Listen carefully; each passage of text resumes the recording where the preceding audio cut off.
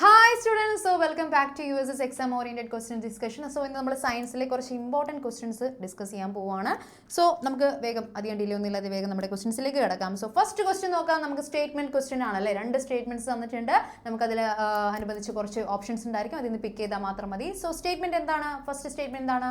Photosynthesis takes place only in leaves of A plant. പ്രകാശ സംശ്ലേഷണം സസ്യങ്ങളുടെ ഇലകളിൽ മാത്രമാണ് നടക്കുന്നത്. ശരിയാണോ? അത് തെറ്റാണ്. കാരണം ഇലയില്ലാത്ത സസ്യമാണെങ്കിലോ അവിടെയും ഫോട്ടോസിന്തസിസ് നടക്കണം. സോ ഇത് തെറ്റായിട്ടുള്ളൊരു സ്റ്റേറ്റ്മെന്റ് ആണ്. സസ്യങ്ങളിലെ ഇലകളിൽ മാത്രമല്ല നടക്കുന്നത്. സ്റ്റേറ്റ്മെന്റ് 2 നോക്കാം. Chlorophyll is essential for capturing sunlight. സൂര്യപ്രകാശം ആഗിരണം ചെയ്യാൻ ഹരിതകം ആവശ്യമാണ്. അത് ശരിയാണ്. യെസ്, ആവശ്യമുള്ളൊരു ഘടകമാണ്. സോ അത് ശരിയാണ്. സോ ഓപ്ഷൻസ് നോക്കാം.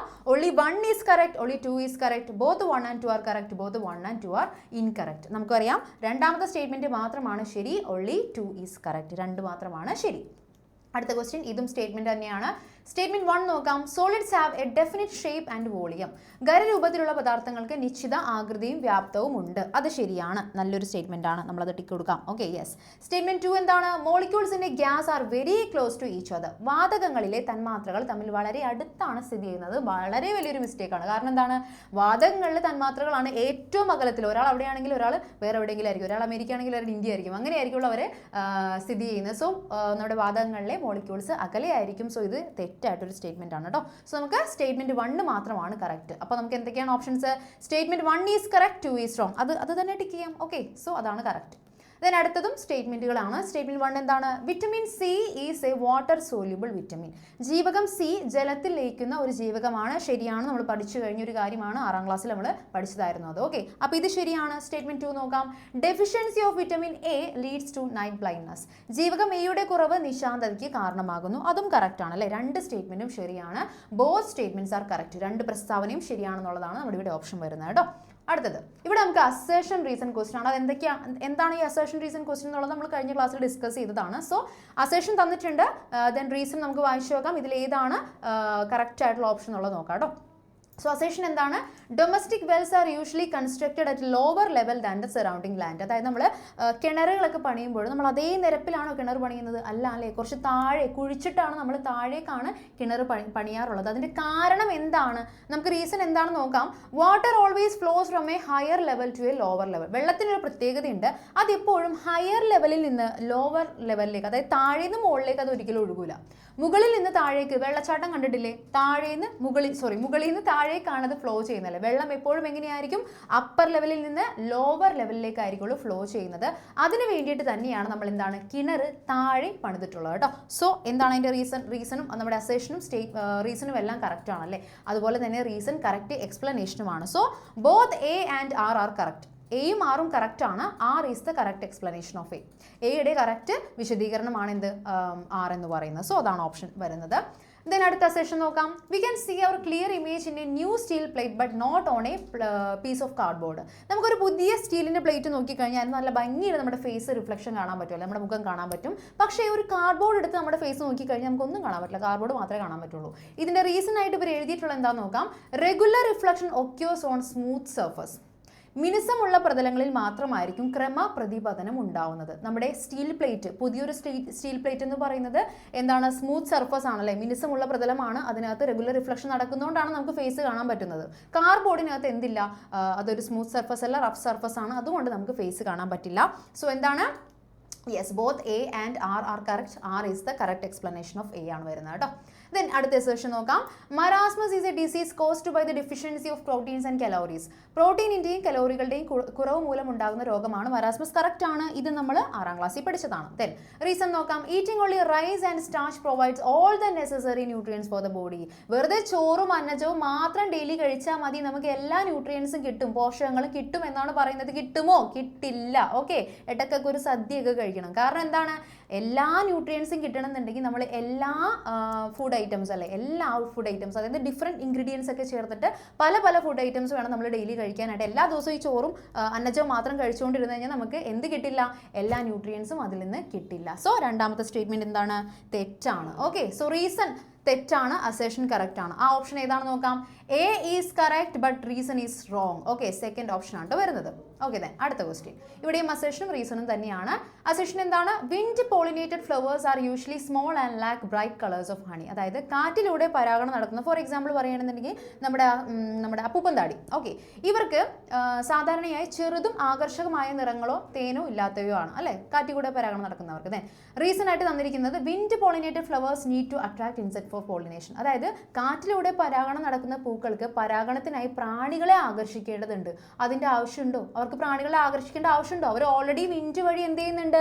പോളിനേഷൻ ചെയ്യുന്നുണ്ട്. സോ അവർക്ക് നമ്മുടെ പ്രാണികളെ ആകർഷിക്കേണ്ട ആവശ്യമേ ഇല്ല. സോ ഫസ്റ്റ് അസേഷൻ കറക്റ്റ് ആണ്. ദെൻ റീസൺ തെറ്റാണ്, അവർക്ക് ആകർഷിക്കേണ്ട ആവശ്യമൊന്നുമില്ല കേട്ടോ. സോ എ ഈസ് കറക്റ്റ്, അതുപോലെ ആർ ഈസ് റോങ് ആണ് നമുക്ക് ഓപ്ഷൻ വരുന്നത്. ദെൻ അടുത്തത് അസേഷൻ തന്നിട്ടുള്ളത് the unit of speed is metre per second. വേഗതയുടെ യൂണിറ്റ് മീറ്റർ പെർ സെക്കൻഡ് ആണ്. റീസൺ പറഞ്ഞിട്ടുള്ളത് speed is calculated by dividing the total distance travelled by the time taken. സ്പീഡിൻ്റെ equation എന്താണ് ഗൈസ്? എന്താണ് വേഗതയുടെ ഇക്വേഷൻ? ഡിസ്റ്റൻസ് ബൈ ടൈം അല്ലേ? ഡിസ്റ്റൻസിനെ സമയം വെച്ച് ഡിവൈഡ് ചെയ്യുമ്പോൾ, സമയം വെച്ച് നമ്മൾ അതിനെ മൊത്തത്തിൽ ഡിവൈഡ് ചെയ്യുമ്പോഴാണ് നമുക്ക് എന്ത് കിട്ടുന്നത്? സ്പീഡ് കിട്ടുന്നത്, അല്ലെങ്കിൽ വേഗത കിട്ടുമെന്നാണ് റീസൺ പറയുന്നത്. അതിൽ നിന്ന് തന്നെയാണ് നമ്മൾ എന്തുണ്ടാക്കുന്നത്? അതിൻ്റെ യൂണിറ്റ് ഉണ്ടാക്കുന്നത് അല്ലേ? ഡിസ്റ്റൻസിൻ്റെ യൂണിറ്റ് മീറ്റർ ആണ്, ടൈമിൻ്റെ യൂണിറ്റ് സെക്കൻഡ് ആണ്. സോ നമുക്ക് യൂണിറ്റ് എന്ത് കിട്ടും? മീറ്റർ പെർ സെക്കൻഡ് എന്നുള്ള യൂണിറ്റ് കിട്ടും. സോ SI യൂണിറ്റ് എങ്ങനെ കിട്ടി എന്നുള്ളതിൻ്റെ റീസൺ തന്നെയല്ലേ നമുക്കിവിടെ തന്നിട്ടുള്ളത്. സോ അസേഷനും ശരിയാണ്, റീസണും ശരിയാണ്. റീസൺ എന്ന് പറയുന്നത് അസേഷൻ്റെ കറക്റ്റ് എക്സ്പ്ലനേഷനുമാണ്. സോ നമുക്ക് വരുന്ന ഓപ്ഷൻ ഏതായിരിക്കും? Both A and R are correct and R is the correct explanation of A എന്നുള്ളതായിരിക്കും നമുക്ക് കിട്ടുന്നത്. സോ ഇത് കണക്ട് ചെയ്യാനായിട്ട് നിങ്ങൾ അറിഞ്ഞിരിക്കുന്നുണ്ടോ? അസേഷൻ റീസൺ ക്വസ്റ്റിൻ്റെ മെയിൻ പ്രത്യേകത അതാണ്. അസേഷൻ വായിക്കുന്നു, അത് ശരിയാണെന്ന് അറിയുന്നു. റീസൺ വായിക്കുന്നു, അതും ശരിയാണെന്ന് കിട്ടുന്നു. പിന്നെ നമ്മൾ കണ്ടുപിടിക്കേണ്ട എന്ത് കാര്യമാണ്? റീസൺ അസേഷൻ്റെ കറക്റ്റ് എക്സ്പ്ലനേഷൻ ആണോ? ചിലപ്പോൾ ഒറ്റ വായനയിൽ നമുക്ക് കിട്ടില്ല, എക്സ്പ്ലനേഷൻ ആണെന്നുള്ളത് കിട്ടില്ല. പക്ഷേ വീണ്ടും വീണ്ടും വായിക്കുമ്പോൾ നമുക്ക് മനസ്സിലാവും ഇവിടെ ഒരു കണക്ഷൻ ഉണ്ട്. അപ്പോൾ ഒന്നുകൂടെ വായിക്കുമ്പോൾ നമുക്ക് എന്തായി? അത് ക്ലിയർ ആയിട്ട് ആൻസർ കിട്ടും കേട്ടോ. സോ നേരെ അത് കയറി തെറ്റ് ആൻസർ കൊണ്ട് ക്ലിക്ക് ചെയ്യരുത് കേട്ടോ. ദെൻ അടുത്തത് which of the following is A physical change. താഴെ പറയുന്നവയിൽ ഭൗതിക മാറ്റം ഏതാണെന്നുള്ളതാണ് ക്വസ്റ്റ്യൻ വന്നിട്ടുള്ളത്. ഏതായിരിക്കും ഫിസിക്കൽ ചേഞ്ച് നോക്കാം. കേർലിംഗ് ഓഫ് മിൽക്ക്, പാല് തൈരാകുന്നത്. തൈരായ തൈരായി, പിന്നെ നമുക്ക് തിരിച്ചു പോകാൻ പറ്റില്ല പാലിലേക്ക്. റസ്റ്റിംഗ് ഓഫ് അയൺ, ഇരുമ്പ് തുരുമ്പിക്കുന്നത്, അത് തുരുമ്പിച്ചാൽ പിന്നെ തുരുമ്പിച്ച്. Then burning of wood, wood കത്തുന്നത് അല്ലെ, കത്തി പിന്നെ അത് കരിയായിട്ട് മാറി. ഓക്കെ, സോ ഈ പറയുന്ന ആദ്യത്തെ മൂന്നെണ്ണവും എന്താണ്? കെമിക്കൽ ചേഞ്ച് ആണ്. കാരണം അവിടെ പുതിയ ഒരു സബ്സ്റ്റൻസ് ഫോം ചെയ്തു, കെമിക്കൽ റിയാക്ഷൻ നടന്നുകൊണ്ട് പുതിയ ഒരു സബ്സ്റ്റൻസ് ഫോം ചെയ്തു. പക്ഷെ ലാസ്റ്റ് വൺ നോക്കാം, മെൽറ്റിംഗ് ഓഫ് വാക്സ്, മെഴുകുരുകുന്നത്, അത് ഉരുകി. പക്ഷെ നമ്മൾ വീണ്ടും അതിനെ തണുപ്പിച്ചു കഴിഞ്ഞാൽ എന്തായി മാറി? അത് വീണ്ടും പഴയ സ്റ്റേറ്റിൽ, സോളിഡ് സ്റ്റേറ്റിലേക്ക് തിരിച്ചു പോകുന്നു. സോ അതെന്താണ്? ഫിസിക്കൽ ചേഞ്ച് ആണ്. അവിടെ പുതിയ സബ്സ്റ്റൻസ് ഒന്നും ഫോം ചെയ്യുന്നില്ല. സോ നമുക്കിവിടെ ആകെ വരുന്ന ഒരു ഫിസിക്കൽ ചേഞ്ച് എന്ന് പറയുന്നത് മെൽറ്റിംഗ് ഓഫ് വാക്സ് അല്ലെങ്കിൽ മെഴുക് ഉരുകുന്നതാണ് കേട്ടോ. ദെൻ അടുത്ത ക്വസ്റ്റ്യൻ നോക്കാം. ഓക്കെ, ഇതിൻ്റെ ആൻസർ ആണ് കൊടുത്തത്. ദെൻ അടുത്തത്, if A car covers A distance of 100 meters in 5 seconds, what is it speed? നമുക്ക് നോക്കാം അത് എത്രയായിരിക്കും വരുന്നതെന്നുള്ളത്. 20 meter per second ആണ് ആൻസർ വരുന്നത്. അതെങ്ങനെ കാൽക്കുലേറ്റ് ചെയ്യുന്നത്? നമുക്ക് ഡിസ്റ്റൻസ് തന്നിട്ടുണ്ട്, ദെൻ ടൈമും തന്നിട്ടുണ്ട്, സ്പീഡ് കാൽക്കുലേറ്റ് ചെയ്യാൻ. Speed is equal to distance by time ആണ് നമുക്കറിയാം അല്ലേ, നമ്മൾ തൊട്ട് മുമ്പ് കണ്ടേ ഉള്ളൂ. ഡിസ്റ്റൻസ് 100 ആയിരുന്നു, ടൈം 5 ആയിരുന്നു. 100/5 നമുക്ക് 20 meter per second എന്ന് കിട്ടും. ഓക്കെ, സോ നിങ്ങൾക്ക് നിങ്ങളുടെ OMR ഷീറ്റിൽ ജസ്റ്റ് ആൻസർ പോൾ ചെയ്താൽ മാത്രം മതിയായിരിക്കും. പക്ഷേ ഇത് നിങ്ങൾ കാൽക്കുലേറ്റ് ചെയ്ത് കണ്ടുപിടിക്കുക തന്നെ വേണം കേട്ടോ. സോ 20 meter per second ആണ് നമുക്ക് ആൻസർ കിട്ടുന്നത്. വെറുതെ അത് അയ്യോ ഇതെനിക്കറിയില്ല, അയ്യോ ഇത് പ്രോബ്ലം ആണ്, എനിക്ക് ചെയ്യാൻ അറിയില്ല എന്ന് പറഞ്ഞത് വിട്ട് കളയരുത്. നമ്മൾ എന്ത് വേണം? ഒരു ചെറിയ കാൽക്കുലേഷൻസ് ചെയ്തിട്ടുണ്ടായിരിക്കണം. Which pigment is responsible for the red colour of leaves? നമുക്കറിയാം ഗ്രീൻ കളറിൻ്റെ ആളെന്ന് പറയുന്നത് നമ്മുടെ ക്ലോറോഫിലാണ്. പക്ഷേ റെഡ് കളർ കൊടുക്കുന്നത് ആരാണ്? ചില ഇലകൾക്ക് റെഡ് കളറൊക്കെ കാണാൻ പറ്റും അല്ലേ, മേപ്പിൾ മരത്തിനൊക്കെ റെഡ് കളറാണ്. ഓക്കെ, അവർക്ക് ആ റെഡ് കളർ കൊടുക്കുന്നത് ഏത് പിഗ്മെന്റ് ആണ്, ഏത് വർണ്ണകമാണെന്നുള്ളതാണ് ക്വസ്റ്റ്യൻ. കരോട്ടിൻ ഉണ്ട്, സാന്തോഫിൽ ഉണ്ട്, ക്ലോറോഫിൽ ഉണ്ട്, ആന്തോസൈനിൻ ഉണ്ട്. ഇതിൻ്റെ ആൻസർ വരുന്നത് ഓപ്ഷൻ ഡി, ആന്തോസൈനിൻ ആണ് കേട്ടോ. ആന്തോസൈനിൻ ആണ് ആ റെഡ് കളർ കൊടുക്കുന്നത്. ഓക്കെ, ദെൻ അടുത്ത question, which of the following turns red litmus paper two blue? നമ്മൾ കഴിഞ്ഞ ക്ലാസ്സിൽ ഇതേ ഒരു ക്വസ്റ്റ്യൻ നമ്മൾ പറഞ്ഞായിരുന്നു. അത് റെഡ് ലിറ്റ്മസ് പേപ്പറിനെ റെഡ് ആക്കി മാറ്റുന്ന ആളെയാണ് നമ്മൾ ചോദിച്ചത്. നമ്മൾ ആസിഡ് ആണെന്ന് പറഞ്ഞു. ഇവിടെ ചോദിച്ചിരിക്കുന്നത് ചുവന്ന ലിറ്റ്മസ് പേപ്പറിനെ നീലയാക്കുന്നത് ആരാണെന്നാണ് ക്വസ്റ്റ്യൻ. ഓക്കെ, അത് ബേസ് ആണ്. ഓക്കെ, ബേസ് ക്യാരക്ടറുള്ള ക്ഷാര സ്വഭാവമുള്ളവരാണ് എന്ത് ചെയ്യുന്നത്? ചുവപ്പിനെ നീലയാക്കി മാറ്റുന്നത്. ഈ പറയുന്ന ആൾക്കാരിൽ ക്ഷാര സ്വഭാവം ബേസ് ക്യാരക്ടർ ഉള്ളത് ആർക്കാണെന്ന് നോക്കാം. ലെമൺ ജ്യൂസിനകത്ത് സിട്രിക് ആസിഡ് ഉണ്ട്, അത് പറ്റില്ല. വിനെഗർ, അസിറ്റിക് ആസിഡ്, അത് പറ്റില്ല. ഓക്കെ, സോപ്പ് സൊല്യൂഷൻ എന്താണ്? ഓക്കെ, സോപ്പ് സൊല്യൂഷൻ എന്ന് പറയുന്നത് അതൊരു ബേസ് ക്യാരക്ടർ വരുന്ന ആളാണ്, ബേസ് ക്ഷാര സ്വഭാവമുള്ള ആളാണ്. സോ അതായിരിക്കുള്ളൂ ചുവന്ന ലിറ്റ്മസ് പേപ്പറിനെ നീലയാക്കി മാറ്റുന്ന ആൾ. അപ്പോൾ ഇതുപോലെ ആൾക്കാരെ തന്നിട്ട് ചിലപ്പോൾ നേരെ ആസിഡ് ബേസ് എന്നൊക്കെ ആയിരിക്കില്ല തരുന്നത്, ഇതുപോലത്തെ ആൾക്കാരായിരിക്കും തരുന്നത്. അത് വായിച്ച് നോക്കിയിട്ട് അതിൽ ആരൊക്കെയാണ് ആസിഡ് ആരൊക്കെയാണ് ബേസ് എന്നുള്ളത് കറക്റ്റായിട്ട് നോക്കിയിട്ട് വേണം എന്ത് ചെയ്യാനായിട്ട്, അതിൻ്റെ കറക്റ്റ് ആൻസർ ക്ലിക്ക് ചെയ്യാനായിട്ട്. ഓക്കെ, ദെൻ അടുത്തത്, the transfer of pollen grains from the anther to the stigma is called. പരാഗരേണുക്കൾ പരാഗകോശത്തിൽ നിന്ന് ജനുമൃണ്ഡത്തിലേക്ക് എത്തുന്ന പ്രക്രിയയാണ് എന്ത്? അതാണ് പരാഗണം. Okay, pollination. ഓക്കെ, സോ അത് നമുക്ക് സിമ്പിളായിട്ട് കിട്ടി. സിമ്പിൾ ഒരു ക്വസ്റ്റൻ ആയിരുന്നു. ഓക്കെ, ദെൻ അടുത്തത്, which state of matter has a definite volume but no definite shape. നമുക്ക് ഡെഫിനിറ്റ് ആയിട്ടുള്ള വോളിയം ഉണ്ട്, പക്ഷേ ഒരു ഷേപ്പ് ഇല്ല. ഏത് കുപ്പിക്കകത്താണ് എടുത്ത് വെച്ചിരിക്കുന്നത് ആ കുപ്പിയുടെ ഷേപ്പ് ആയിരിക്കും, ഏത് ബീക്കറിലാണോ അതിൻ്റെ ഷേപ്പ് ആയിരിക്കും. സോ ഡെഫിനിറ്റ് ആയിട്ട് ഷേപ്പ് ഇല്ല, പക്ഷെ എന്തുണ്ട്, ഡെഫിനിറ്റ് ആയിട്ടുള്ള ഒരു വോളിയം ഉണ്ട്. അങ്ങനെയുള്ള സ്റ്റേറ്റ് എന്ന് പറയുന്നത് ഏതായിരിക്കുള്ളൂ? ലിക്വിഡ് സ്റ്റേറ്റ് ആണ് കേട്ടോ.